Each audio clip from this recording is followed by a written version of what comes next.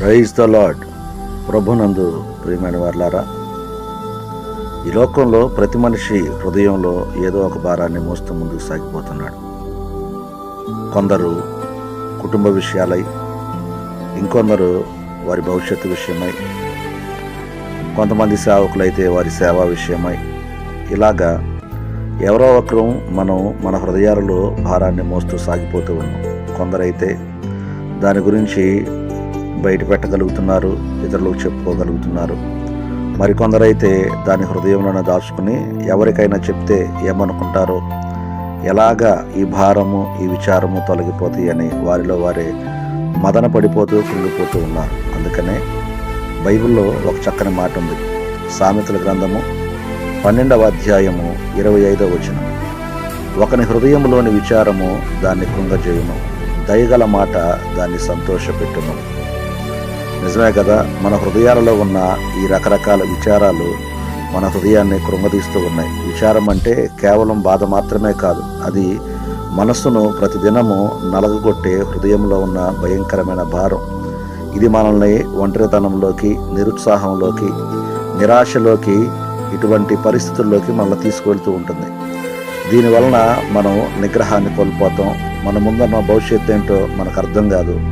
కొన్నిసార్లు దేవుని మీద ఉన్న విశ్వాసం నుంచి కూడా మనం తొలగిపోతూ ఉంటాం. ఇటువంటి పరిస్థితుల్లో దయగల మాట మన హృదయాన్ని సంతోషపెడుతుంది.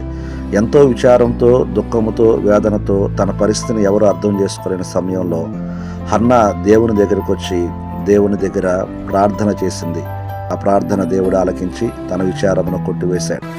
దావీదు కూడా తన కీర్తనలో ఎన్నోసార్లు తన మనసులో విచారపడినట్లు భారమును, వేదనను, శ్రమలను దేవునికి చాలా సందర్భాల్లో చెప్పాడు. అయితే దేవుని మాట మనల్ని సంతోషపెడుతుంది. దేవునికి మనం విలువైన వారం.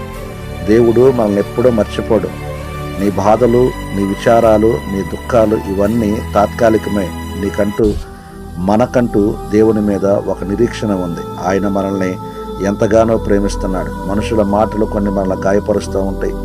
కొన్ని పరిస్థితులు మన హృదయాల్లో విచారాలు కలుగు చేస్తాయి. కానీ దేవుని దయగలిగిన మాటలు మన హృదయాలను భద్రపరుస్తాయి. అలాగే మనము కూడా ఇతరులతో దయగలిగిన మాటలు మాట్లాడేవారిగానే ఉండాలి. కొన్నిసార్లు కొంతమంది మాటలు గాయపరుస్తూ ఉంటాయి. కొన్నిసార్లు కొంతమంది మాటలు మన జీవితాన్ని మేల్కొల్పుతూ ఉంటాయి. అందుకనే మనము ఇతరులతో ఎప్పుడు మాట్లాడినా దయగలిగిన మాటలు మాట్లాడదాం.